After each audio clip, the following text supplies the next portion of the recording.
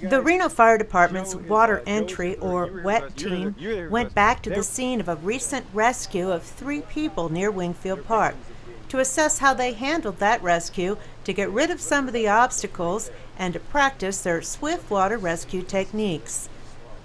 The number of people they're pulling out of the river is way up this summer. This is a point that we need to remember. You know how communications aren't very good on the river as it is.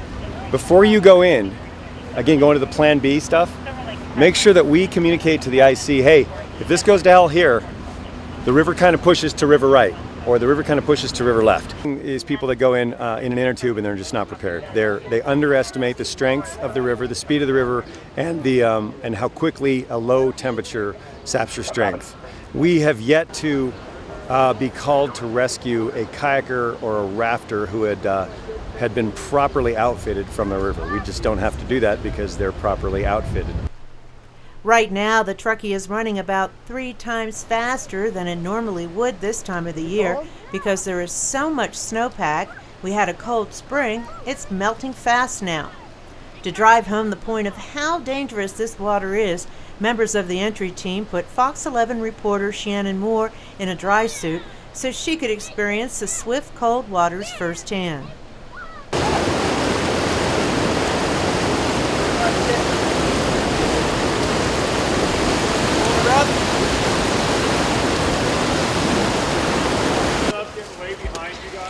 What did it feel like down there? It's scary. I can't believe people do this without equipment and supervision. It's hard to swim in there, for sure. Did it take your breath away a little bit? Yeah, it was scary. I was in there less than a minute, and again, I'm shaking.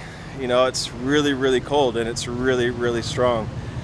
When I see new people out there, it just reminds me how dangerous it really is. In many cases, the team members have no other equipment but their dry suits when they go into the river for a rescue. If you had your helmet, life jacket on, and somebody was keeping an eye on you, yeah, that's often, that's how we train. That's actually what today's training was all about. During this training class, the group went downstream to look for things that would break an inner tube or cause a raft to flip. They pulled out this huge log. The WET team trains year-round for water and ice rescues. They work along up to 50 miles of the Truckee River and numerous lakes and ponds. The team leader, Matt Peak, just won one of the highest honors for swiftwater rescues after saving the lives of 2 people last year. They're definitely worth listening to. They just be smart, respect the river, and have a plan, have a PFD. And if you don't know what you're doing, no, don't go in the river. If you are inexperienced on the water but still have the urge to go down the river, there are some safer alternatives. There is a whitewater rafting concession that operates out of Barbara Bennett Park in downtown Reno, which is offering guided tours from Verdi or Mayberry Park. And that includes helmets, life jackets, wetsuits, paddles, and it comes with a guide.